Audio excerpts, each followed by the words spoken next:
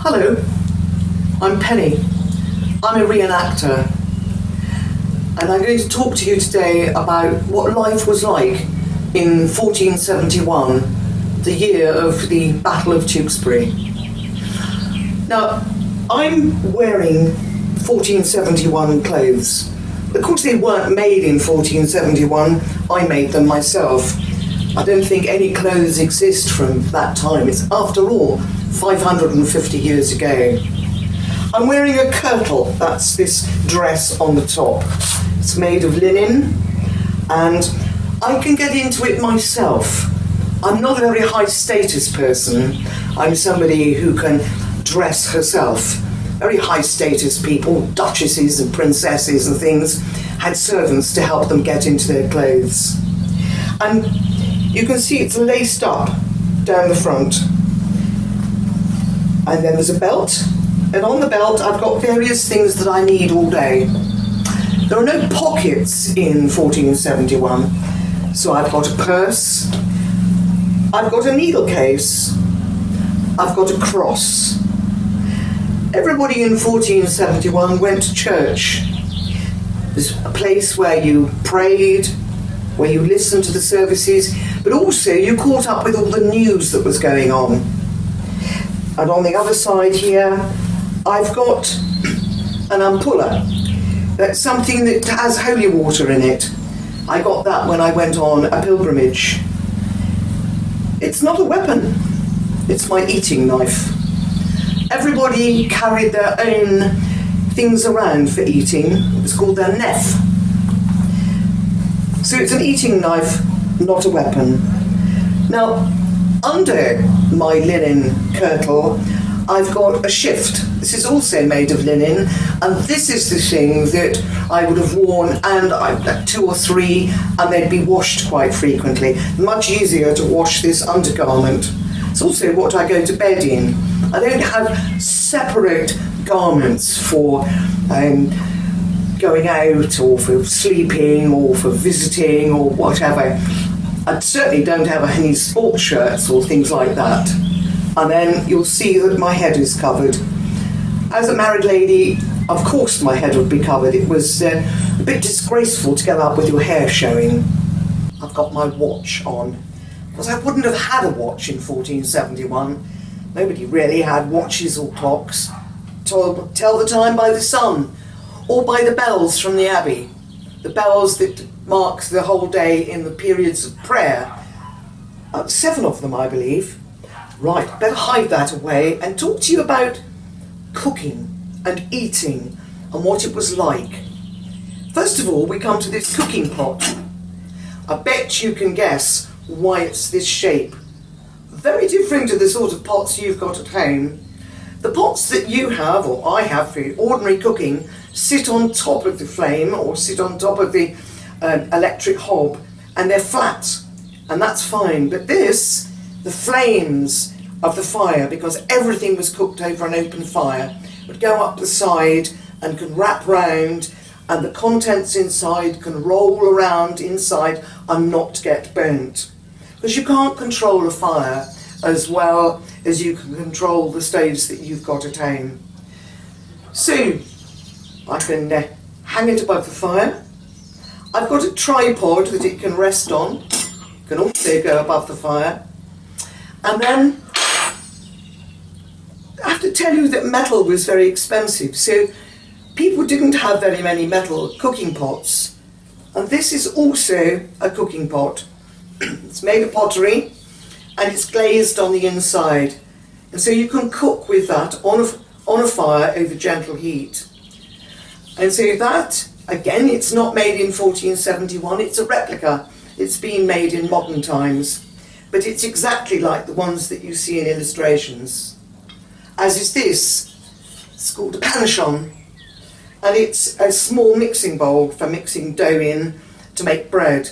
Everybody had to make their own bread or go to the local bakers. And bread was very much what you ate most of the time, with sort of simple things. Now here's another thing you might be interested in. I'm just going to show you some food in this basket here. Baskets, now those were sort of used a lot of the time, and this is going to be my lunch. But I bet you can guess what things they wouldn't have had in 1471. Yep, you're right. Crisps. They didn't have potatoes in 1471. Chocolate. Didn't have chocolate in 1471. Bananas. Didn't have bananas in 1471. That just leaves me with a carrot. Oh well, with many of the things that were eaten were much as you'd eat now. They had most of the same meats. They had sausages, they had stews, they had a lot of peas, they had a lot of bread. So it would have been quite recognisable. More cooking stuff. Don't you recognise these two? A spatula and a ladle. Very like the ones that we have now, except these are made of steel, and so they rust if we're not careful. Ah, the other part of my nef. My own eating utensils. A spoon. So spoon and a knife. Oh, and I can hear you down the video. Where's her fork? It didn't have forks, okay? Forks weren't used. You had spoons and knives. I said that we were going to sort of cook on an open fire. So how did we make flame? I can't do this, I'm no good at it, but a flint and steel. And if you knock it correctly, and it's in the dark and you can see, you'll get sparks. And you'd have a little bit of tinder, that's dried cloth, and you'd get the spark onto it and you'd start the fire. So not as easy as it is nowadays. I mean, if you look over here, that's easy peasy lemon squeezy, isn't it? I've got light switches, I've got a light, I've got all sorts of modern stuff here. What a difference there is. 550 years, how things were so different, so changed. Let's have a look at one or two of the other things we've got here. Got a lantern. I've got electricity, but this is a lantern with a wax candle in it. And wax candles were very, very expensive, made of beeswax. They kept bees in hives, and of course that was one of the main reasons for keeping bees was not the honey so much as the wax, a very precious sort of item. If you were not so rich, you'd actually have had a tallow dip, and tallow is, oh dear, it's sheep fat, so it pongs a bit, you know. So anyway, that's how they lit their houses. But basically, when it got dark, you went to bed. You didn't have dozens and dozens of candles around. You know, you worked by daylight, and then at night you went to bed. Let's have a look at one or two more things on here. You see, everything that I'm wearing had to be spun and woven and sewed, and this is a spinning top, and it's changing sheep's wool into wool that's twirled round and can be either woven or knitted. So it's a long process to make the garments, which is why you don't have all that many of them.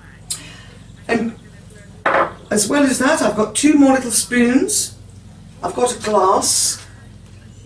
Glass was quite a sort of precious object, and we certainly didn't have big, big panes of glass. So most of the glass that you saw was either for vessels or things to drink out of, or of course it was used in churches to make stained glass windows. People in houses didn't have glass in their windows usually. Another thing to drink out of, this is made of horn. This is part of cow's horn, and then at the bottom there's another piece of horn set in.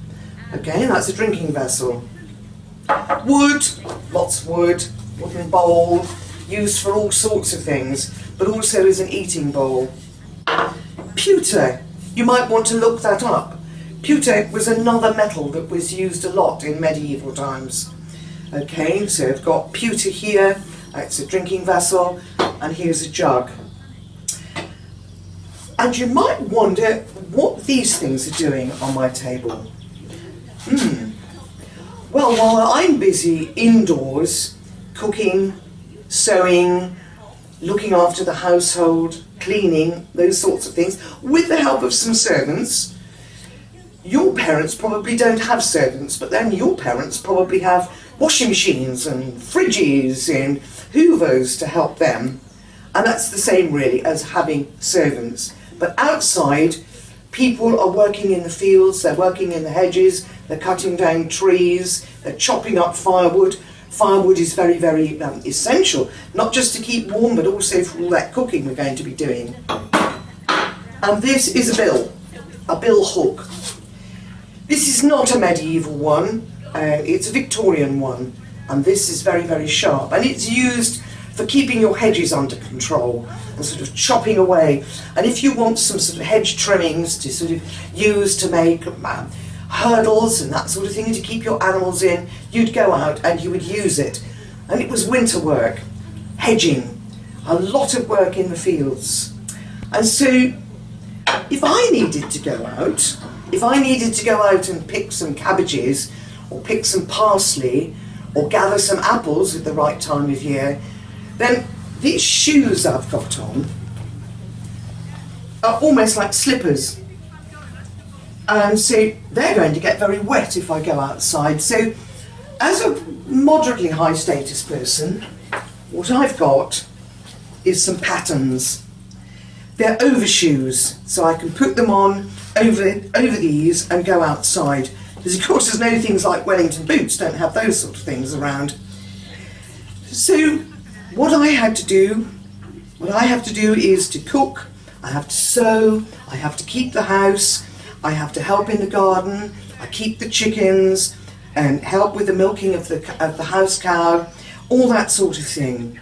And then a bit later on we'll talk about how people used to get their meat. Oh, that was an important sort of part of life. You didn't go to the supermarket in those days, okay? You could buy it in the markets, but you sometimes would have to catch it yourself. And then on the floor here, we've got a sheepskin rug. That keeps my feet nice and cosy in the winter. And at the back here, the last of the domestic bit, a small chest. And keep things in a chest. Didn't have all that many possessions, so not as many as you've probably got at home, where you've probably got desks, and chests of drawers and cupboards. Wasn't like that in 1471. Okay, we're going to take another pause now, just while we think about what it was going to be like in the Battle of Tewkesbury. So see you in a bit. Let's have a little think about what it was like 550 years ago, and why it was the Cousins' War, as it's called. Some people call it the War of the Roses, but it was a family thing. There were two branches of the family who thought that they had a claim to the throne, to be the leader, to be the monarch. And in 1471, being a monarch was a very sort of powerful thing. You had to be a good leader, you had to be able to talk to people, you had to be a good battle commander. And unfortunately, Henry VI was not a good battle commander. He was a very good man. He was very holy, he believed in education, he loved for people to go, well, particularly boys, to go to school and to learn. And what he most wanted to do was to pray all day. He was a very, very holy man. It didn't make him a particularly good king. And then there was Edward IV.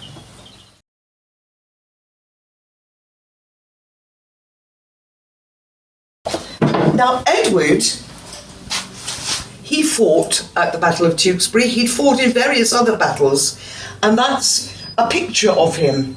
And it says, "Our sovereign Lord King Edward IV in victory at Tewkesbury Battle, 1471.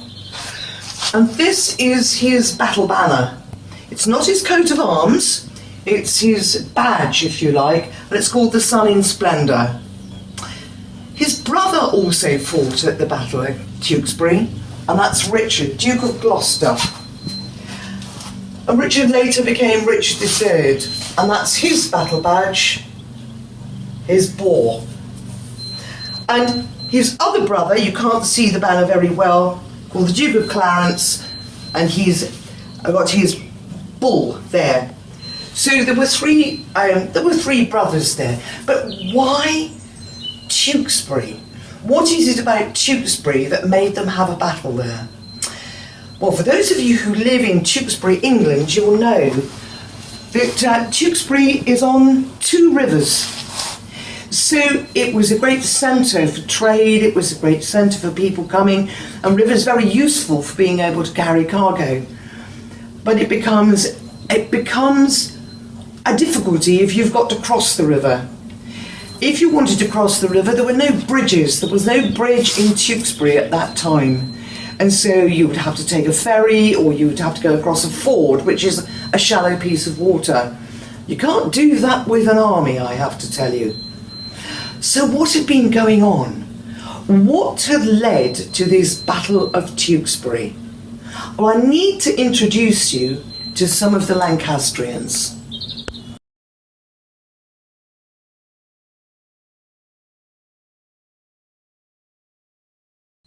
Okay. This is another battle banner. These are the ones we use at the reenactment, by the way. And this one belongs to Prince Edward. Not King Edward, Prince Edward. By this time, King Henry had had a son, and he was 17 years old at the time of the battle.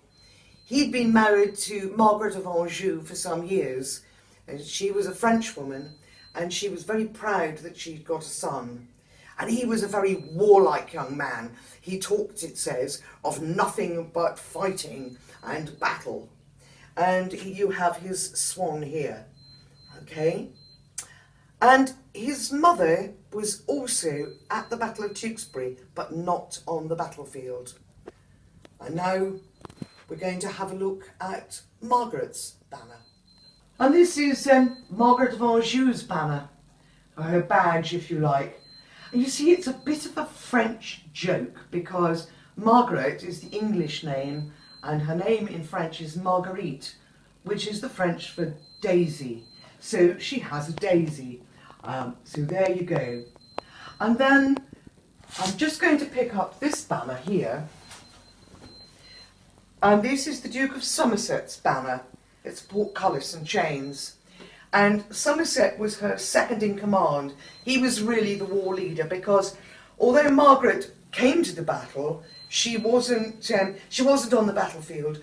Women had very different jobs in those days, and so she would have stayed at the side and wouldn't have been present on the battlefield. But her son certainly was. Of course, at this point, in late April, May of 1471, Henry was locked up in the Tower. Edward, that I showed you the battle badge of, he's taken control, he's claimed the crown. But Margaret of Anjou and Somerset and Warwick the Kingmaker have decided that what they want to do is to take back control, put Henry back on the throne and let him be king again. Margaret and her son Edward, Prince Edward, have been in France in exile for some time, and they've decided to sail back to England. And they land at Weymouth, and they hear the terrible, devastating news that Warwick, the Kingmaker, has been killed at the Battle of Barnet just a few days before.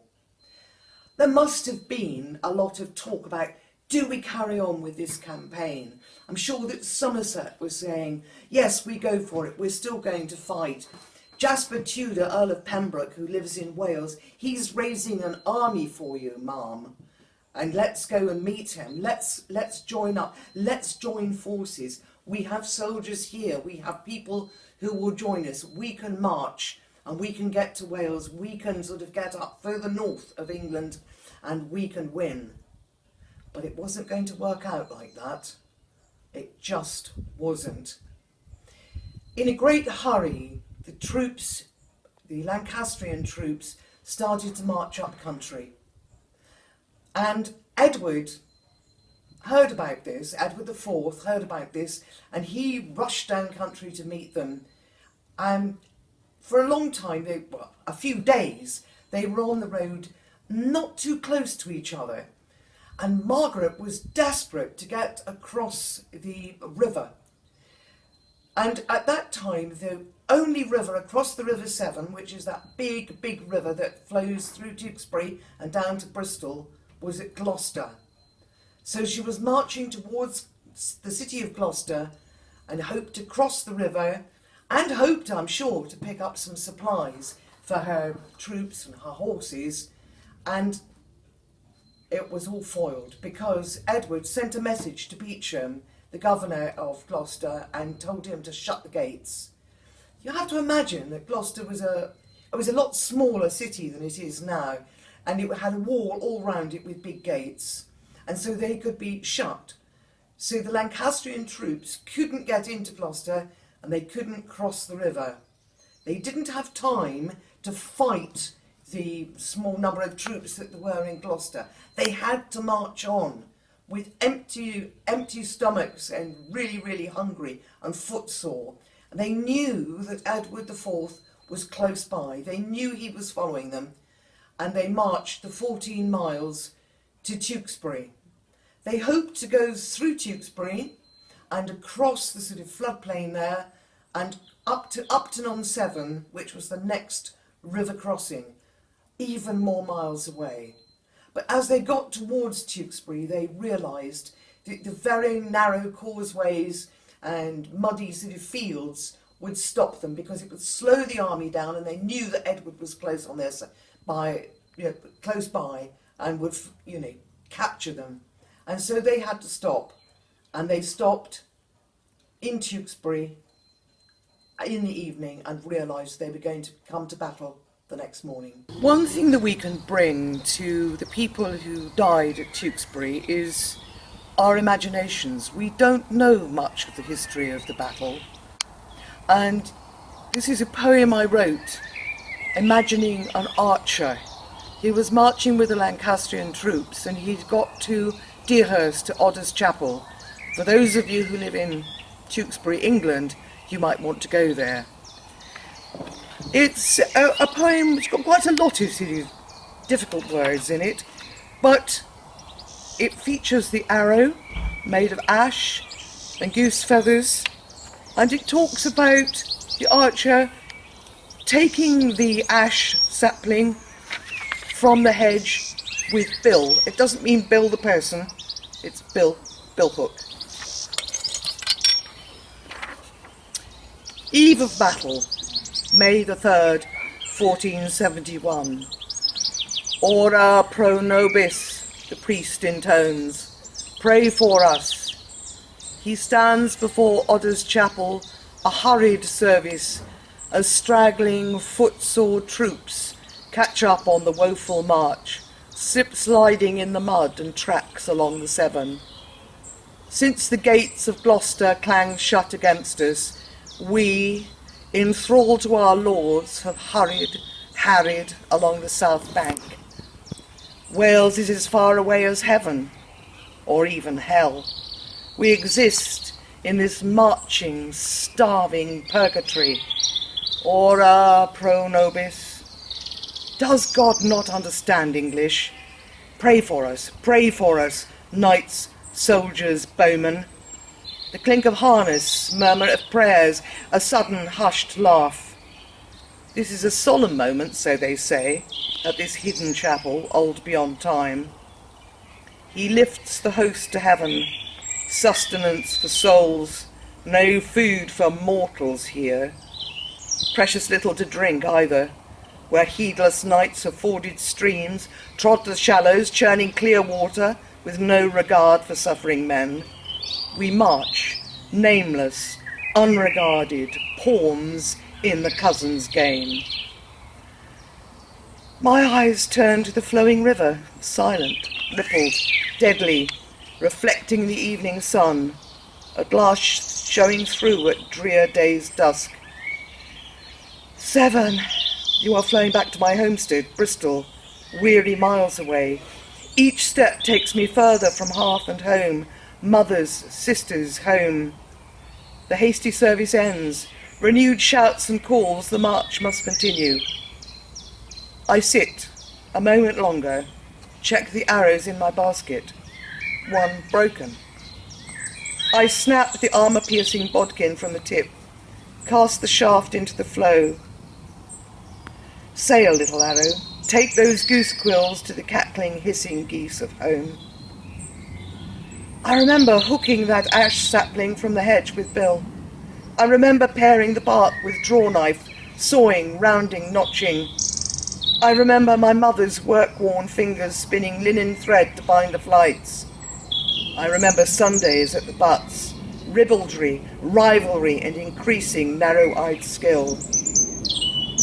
Take with you all my wishes, my love, my longing too. The swift current takes it almost out of sight now, turning, spinning, away, far away from this purgatory. On your feet, lad. I stand, footsore, heart heavy, thirsty, hungry, empty of everything. Hooves beat out a rhythm, echoed in drumbeat, echoed in heartbeat. Armour clanks, harness creaks, weapons checked, prayers said, we march. Up ahead, the whitewashed tower glows in the evening sun, beckoning us. A finger of hope? Or perhaps of doom? Tomorrow, Tewkesbury. The next morning, the Lancastrians had probably had a very sleepless night, and they were very anxious. They knew that the Yorkists were close by, and the Yorkists had come a different route. And Edward was pretty clever because he had a leisurely breakfast that morning because he knew that the Lancastrians were just waiting, so he wanted to wear them down. But eventually he came along with his troops, and the Lancastrian troops were waiting, and there was a tremendous battle that took place on the fields outside Tewkesbury. At one point, Somerset, Margaret's war leader, decided that what he wanted to do was to make a flanking movement. He wanted to take his third of the troops round behind the Yorkist troops and attack them from there. But Edward had been very clever, and he'd hidden some mounted spearmen, 200 mounted spearmen, up on a hill, which is still there, and it's the Tewkesbury Golf Club now, but it was a deer park then. And so they came riding down, and they put Somerset's troops to flight, and they had to sort of escape. And that was really basically the end of the battle. The Lancastrians were defeated. They tried to escape, a lot of them. They headed off into across what is now called Bloody Meadow. And a lot of them were captured, a lot of them were killed, a lot of them, we think, were drowned. Some of the nobles and the more important knights got into the abbey and tried to claim sanctuary. And sanctuary is where you can't be captured. But it turned out that it wasn't a sanctuary church, and so Edward came along and said that he was the king and he wanted them out, and 3 days later those captured nobles were beheaded, I'm sorry to have to tell you.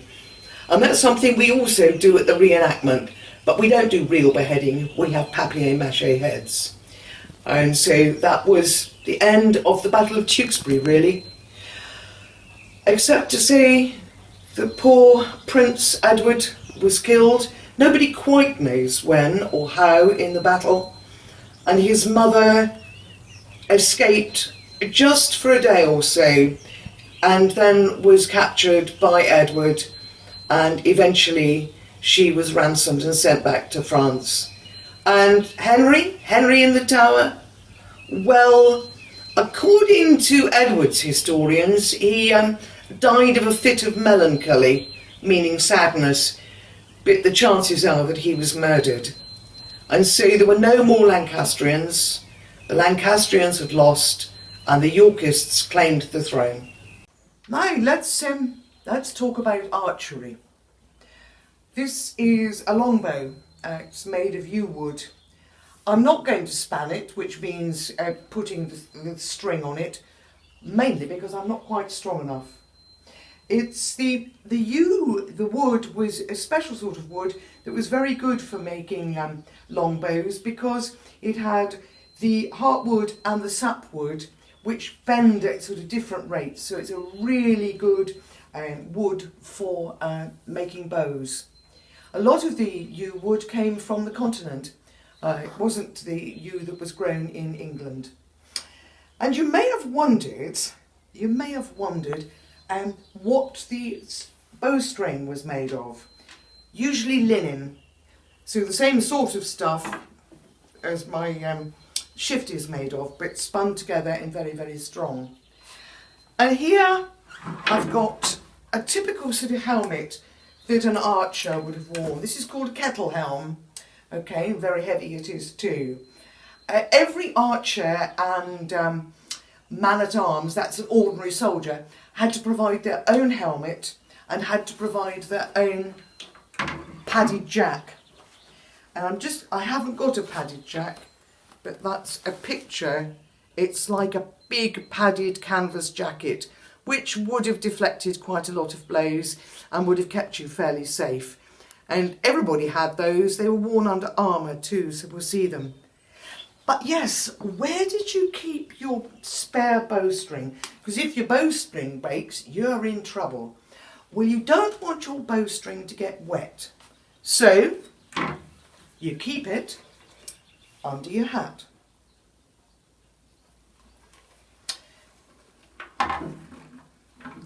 These are just some of the arrows that I've been lent. This is what's called a bodkin, and it's an armour piercing arrow. It's designed to go through armour, okay? And it's flight is goose feathers, and you have to have the goose feathers from the same wing of the goose. So you either have a right hand goose or a left hand goose. Otherwise, your arrow is not going to travel straight. This is another piercing arrow, very sort of needle sharp. This one is a hunting arrow, and it makes a very nasty flesh wound in an animal, which means that the animal will bleed, so that it's not going to run too far, so that you can catch up with it and you've got your lunch.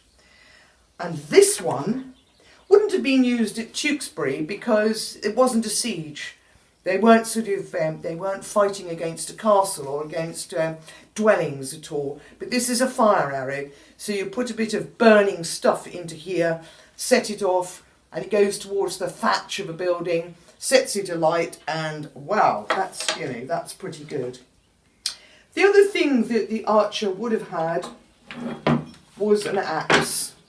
Same sort of axe that I showed you before. Is what they used to do was to cut down pieces of hedge, pieces of timber, bang it into the ground. They also carried a big mallet so that they'd make themselves a little defensive wall. They carried arrows in an arrow bag like this, hung on their belts. If you ever see pictures of people with arrows on their back, that's a film thing. It isn't accurate. You shouldn't have done that. It was hung on the belt. And then they'd be supplied with more arrows from the baggage train. And the baggage train is all the carts that come with the army and carry all the stuff that they need. And the arrows were sort of put into barrels and were carried behind the army. And young men, boys really, would have supplied the archers with the arrows that they needed. So it isn't just the people on the field, it isn't just the archers and the bowmen and the knights and the men-at-arms. It's actually all the supply people as well. So it's the people running from the back, giving them water when they get thirsty, bringing them extra arrows, taking the wounded away, all that sort of stuff. So it's not just the fighters, but it's everybody involved. And of course, they'd have seen all the banners flying over the field. The banners are there so that you know where your particular troop is. Because they're not trained soldiers, They're not people who were in the army forever. What you did was you had to fight for your lord. So if the person who was in charge of your land and stuff was a Yorkist, well, you had to go and fight on the Yorkist side. If you were a Lancastrian, it was a Lancastrian lord, well, you had no choice. You fought for the Lancastrians. It was just like that. So there were a lot of archers there, and the archers were often the first people to start the battle because it's a long-range weapon. You can fire an arrow over quite a distance, and it's before the troops get together. By the way, you see, some of the archers would have come on horses. Quite a lot of the knights and men-at-arms would have come on horses, but they didn't fight on horseback on English battlefields, apart from those ones that I told you about who were hiding up in the deer park. But that was a bit of an exception. So you needed some men to look after the horses behind the battle lines as well. So much for archers and archery. As well as archers, you had billmen. Do you remember I talked about using a bill hook to sort of go hedging with? Well, if you think about it, if you put that on a long pole, you've got a very effective weapon that you can slash at people with and hit people with and prod people with. So although this itself is not a weapon, it could be converted, it could be made into a weapon, and you had people who were very used to using bills just for hedging and so forth, but they would also be able to use bills on long poles as attacking people. A troop of people who stood together, who stood quite close together and attacked as one. So you had a whole group of you, like a rugby scrum coming forward. Okay? So, billmen. And, now, here's my weapon of choice. Take it out of the scabbard.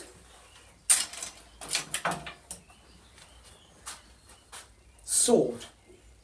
A 1.5 sword, it's called. You may think that I'm going to cut my hand if I sort of hold it like this. Well, obviously, in 1471, I would actually have been wearing gauntlets anyway if I was using a sword. But of course, I wouldn't use a sword. I'm a woman. I can't use a sword. It was a man's weapon. And it was a nobleman's weapon. Not everybody could have a sword. It was a mark of status. And as I say, this is a 1.5 sword. This is a reenactment sword, so it's not sharp. Obviously, in 1471, it would have been sharp from about there up, and a much more pointed blade. When I was your age, I used to think that a sword was just a slashing weapon or a prodding weapon. So you could pierce somebody or you could slash at them. But no, if you think about it, there's all sorts of ways you can move with this. And if you're in a whole group of people, you've got other ways of hitting them. And the pommel, this sort of rounded bit on the hand or here, is actually used to pummel people. If you sort of knock at them like this, and you can stab in this direction at the same time. And if you look at the quillons, they've got little hooky bits on, and that you can hook into people's armour. You could hook it into a joint of armour. You could hook it into mail. This is mail.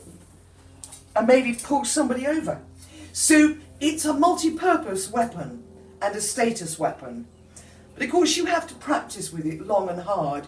It's quite a skill. And that's your 1.5 sword. I'm just going to put down here. And then we'll talk about the standard.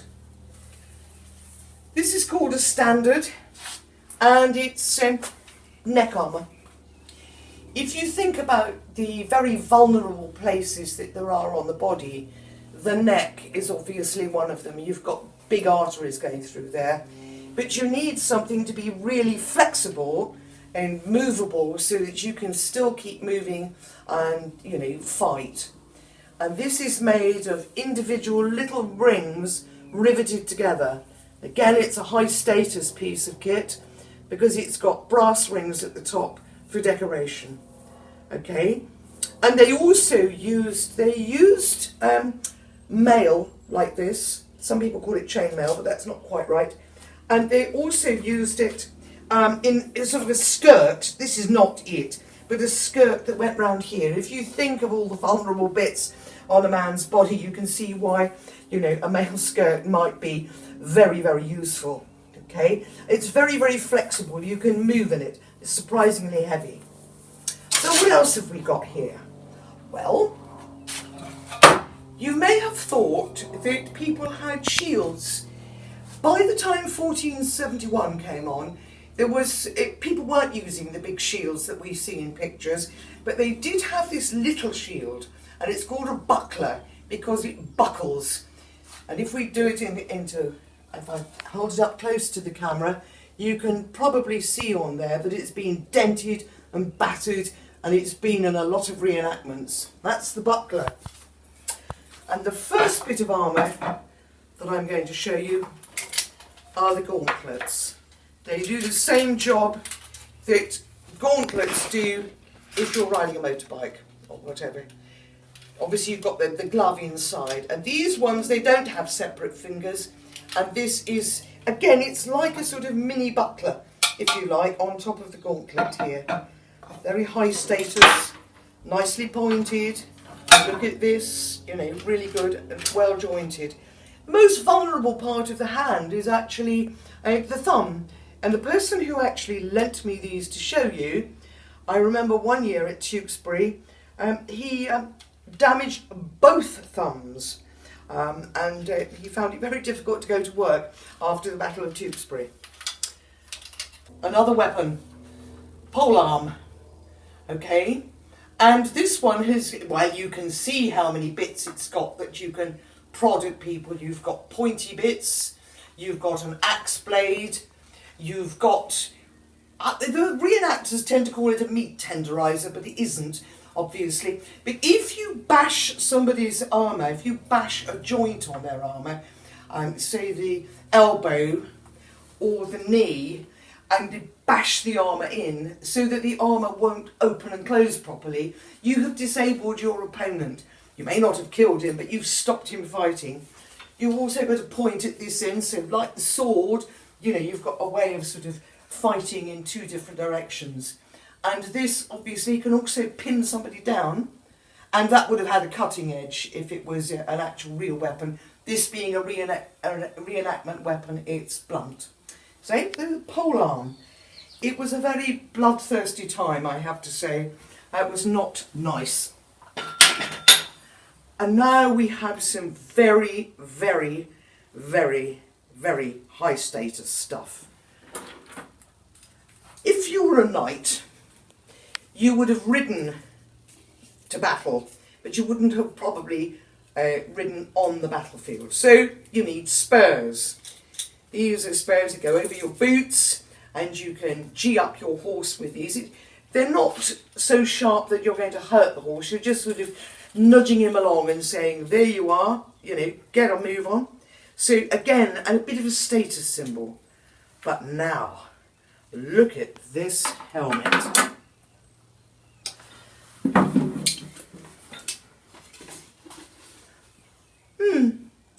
Have you got a car at home?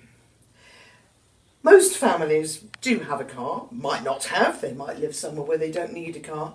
But if you've got a car, it's more likely to be, I don't know, a Ford, a Vauxhall, you know, a Nissan, something like that. This is the Lamborghini of armour. To be able to afford something like this as a knight in those days would have meant that you know, had serious money. There were three sort of sets of armour. You had just ordinary sort of fairly black armour. You then had polished armour, and this is polished steel. These gauntlets are polished steel and cost twice as much as there's just ordinary unfinished steel. And then if you were really a top posh person, you had blued armour. This is heat treated, it's put into oil, and it goes this wonderful blue colour, and that was 3 times as much. So you can see that the person who had this armour is a high status person. And you've got this, I can't put it on, but that gives you a narrow gap for your eyes. And this bit, just put it down. This bit goes around the neck, okay, and this is called a bever. I have to take it off before I speak, otherwise you won't be able to hear me. But that was the sort of, this is the part of the face that you need to protect, okay? But of course, if you're wearing a helmet and you're wearing a lot of armour and you're wearing a bever, you're going to get pretty breathless. You can see how it sort of half stops me breathing. One of the things that was really difficult was that you would actually sort of get very sweaty, you'd run out of air, and when there was a rout, that is when people are trying to escape, the one thing that was found on the ground afterwards were bevers, because people would rip them off so that they could get enough air to run. And you might like to know that if you're wearing a full suit of armour with padded jack underneath and a helmet, and I'll show you the breastplate in just a minute, it weighed about 30 kilograms, if not more. So you really are, you're an athlete if you're fighting in armour. Right, I've saved the best till last.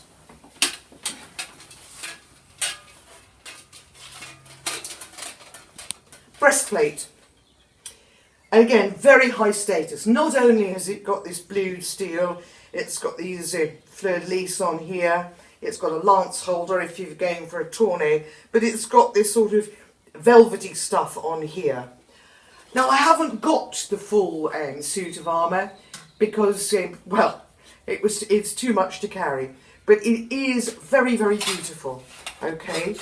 And you can tell why we call reenactors clankies,